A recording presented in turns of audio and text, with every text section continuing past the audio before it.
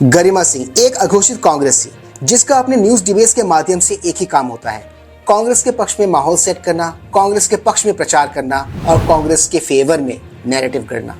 मैं अक्सर इनके डिबेट शोज को बहुत ही बारीकी से देखता हूँ, बहुत ही बारीकी से ऑब्जर्व करता हूँ, तो हमेशा ही ये पाता हूँ कि ये एंकर कम और कांग्रेस प्रवक्ता की तरह ज्यादा साउंड करती है अपने डिबेट शोज में। इनकी रिपोर्टिंग मेरे हिसाब से एक बायस रिपोर्टिंग है, क्योंकि मैंने कई दफा ये पाया है कि ये बीजेपी प्रवक्ताओं को तो बहुत रोकती टोकती है जब वो कोई बात कह रहे होते हैं, जब वो कोई पॉइंट अपना रख रहे होते हैं। वहीं पर आपने ये भी ऑब्जर्व किया होगा कि यही रोक टोक इनकी अक्सर बाकी प्रवक्ताओं के लिए नहीं होती है, यानी कि न के बराबर होती है इन शॉर्ट। खैर, कहते हैं शेर को सवा शेर मिल ही जाता है, बेचारी के साथ भी कुछ ऐसा ही हुआ उन्हीं के एक डिबेट शो के दौरान, जो मुझे बहुत ही सेटिस्फाइंग लगा। Please like share subscribe YouTube channel ताकि मैं ऐसे कंटेंट्स पर आते रहें। ऑलराइट दोस्तों, let's go back to the topic then. इन दिनों दिल्ली इलेक्शंस की घेमा-घेमी और गुत्थम गुत्थी के बीच एक खबर जो बहुत ही तेजी से फैल रही है, एक खबर जो बहुत ही तेजी से वायरल हो रही है, वो खबर है एडिशनल वोटर्स के ऐड किए जाने की और कुछ वोटर्स के नाम काट दिए जाने की। इन शॉर्ट, आपने अरविंद केजरीवाल जी का वो पूर्वांचली वोटर्स वाला स्टेटमेंट तो सुना ही होगा कि अचानक से इतने सारे वोटर्स दिल्ली में कहां से आ गए, कहां से पैदा हो गए, राइट। तो वहीं पर आपने ये खबरें भी सुनी होंगी कि कई सारी इलीगल रोहिंग्यास और इलीगल बांग्लादेशियों को वोटर लिस्ट से बाहर कर दिया गया, उनका नाम वोटर लिस्ट से काट दिया गया है, साफ कर दिया गया है। इन्हीं सब मुद्दों पर एक डिबेट चल रहा था कि इस डिबेट में एक बहुत ही मजेदार वाकया हो गया। बीजेपी की राधिका खेरा जी ने कांग्रेस परस्त पत्रकार गरिमा सिंह जी को उन्हीं की बातों में कुछ यूं घेरा, कुछ ऐसा घेरा कि डिबेट के एंड होने तक गरिमा सिंह जी को यह समझ ही नहीं आया कि उनके साथ क्या हो गया। इन शॉर्ट, गरिमा सिंह जी के साथ खेला हो गया और उनको अंत तक पता ही नहीं चला। तो पेश है आज के इस व्लॉग में उसी डिबेट शो का एक छोटा सा अंश जो बहुत ही इंटरेस्टिंग है। 3, 2, 1। वर्मा की ना तो शादी नई नवेली हुई, ना वो सांसद बने नए नवेले, सिर्फ आप कह रही हैं कि दूसरी जगह से शिफ्ट होकर नई दिल्ली विधानसभा में आए। तो अभी तक उनके घर पर जो 2 से 4 वोट थे वो बढ़कर 33 वोटों की एप्लीकेशन कैसे हो गई? कौन है ये 33 लोग?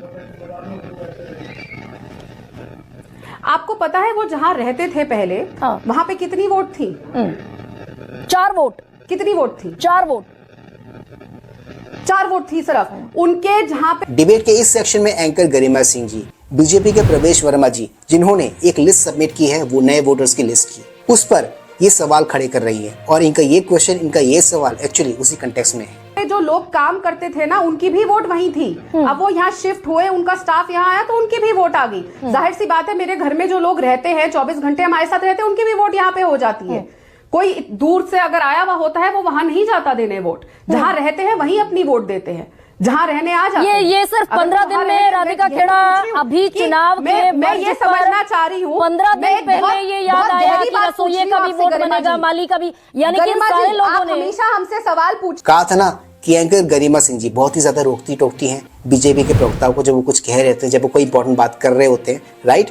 तो ये उसी का एक सैंपल था जो भी आपने देखा। राधिका, यानी ये सारे लोग लोकसभा चुनाव के वक्त मौजूद नहीं थे। बहुत जहन में सवाल है, रसोइया, माली, धोबी, सहायक, ये सब लोकसभा चुनाव में नहीं थे क्या?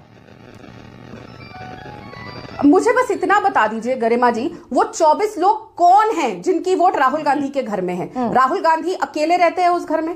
इस सवाल से क्या ये सवाल क्वेश्च हो जाता है? घर में रहती है 24 लोग, अगर राहुल गांधी की घर की वोट में हो सकते हैं। अच्छा फंसाया यहाँ पर राधिका खेरा जी ने गरिमा सिंह जी को। आपने नोटिस किया, आपने ऑब्जर्व किया, बात को उन्होंने घुमाकर राहुल गांधी पर लाकर रोक दिया है।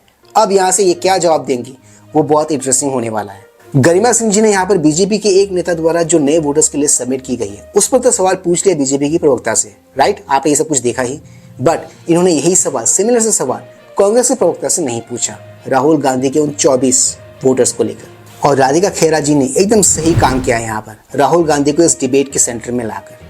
मुझे ये तकलीफ समझ नहीं आती, अगर राहुल गांधी जो एक अकेले रहते हैं, सिंगल बैचलर हैं, उनके घर में 24 लोग हो सकते हैं वोट पे, लेकिन एक परिवार वाले आदमी के घर में अगर 34 वोट है तो सबको बहुत तकलीफ होने लग जाती है। तो राहुल गांधी पर अखिलेश प्रताप जवाब देंगे, आप प्रवेश वर्मा पर जवाब दीजिए ना राधिका, प्रवेश वर्मा पर जवाब दीजिए, यानी कि रसोइया, धोबी, माली। एक सेकंड राधिका, आपने मुझसे सवाल पूछा गरिमा जी, रसोइया, धोबी, माली, सहायक लोकसभा चुनाव में नहीं थे, 34 वोट कैसे हैं? देखो, अगर ये क्लियर हो जाए और ये एस्टेब्लिश हो जाए कि एंकर किसी एक डिबेट शो में बायस्ड है, तो उस एंकर को काबू करना बहुत ही ज्यादा मुश्किल नहीं है, क्योंकि वो एंकर एक ना एक ऐसा लूप होल छोड़ता ही है। जैसे in this case Rahul Gandhi ji वाला लूप होल था, जिसको राधिका खेरा जी ने अच्छे से भुनाया, अच्छे से सेंटर पे लेके आए वो राहुल गांधी जी के टॉपिक को, उनके वोटर्स के टॉपिक को डिबेट के सेंटर में। अरे जरूरी है, हो सकता है आज मेरे घर में 4 लोग काम कर रहे हो, परसों 10 करेंगे। कोई कंपल्शन होती है कि 10 की जगह 4 नहीं हो सकते?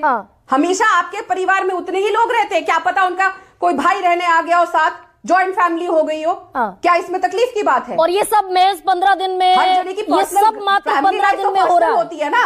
ये भाई रहने आ गया, रसोईया बढ़ गया, मालियों की तादाद बढ़ गई, ये 15 दिन में हो रहा है। राधिका खेरा 15 दिन में। ये यहाँ पर एंकर गरिमा सिंह जी को घुमाई जा रही है, घुमाई जा रही है, घुमाई जा रही है, और वो बेचारी भी घूमे जा रही है, घूमे जा रही है, घूमे जा रही है। गरिमा जी हो सकता है, गरिमा जी हो सकता है आज आपके घर में 5 वोट हो, अगले चुनाव में 10 हो जाए, तो हम आपसे सवाल करना शुरू कर दे कि कैसे 5 लोग और बढ़ गए। हो सकता है उसके बाद 15 हो जाए। तो ये तो संवैधानिक हक है वोट देने का, और अगर आपको लगता है उसमें कोई डिस्क्रिपेंसी है, आप चुनाव आयोग में कंप्लेंट करिए, चुनाव आयोग, और अगर आपको चुनाव आयोग में विश्वास नहीं है तो चुनाव मत लड़िए।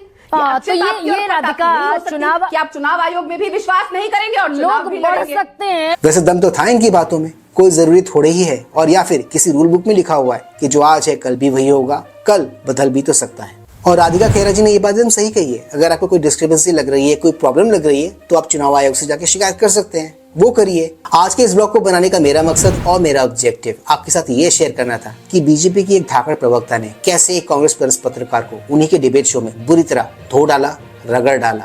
आज के इस ब्लॉग में सिर्फ इतना ही। मैं मिलूंगा आप सबके साथ अपने अगले ब्लॉग में। NES do not forget to like share subscribe my YouTube channel. इससे हमें शक्ति मिलती है, इससे हमें ताकत मिलती है, और इससे हमें मोटिवेशन मिलती है। कीप स्माइलिंग दोस्तों।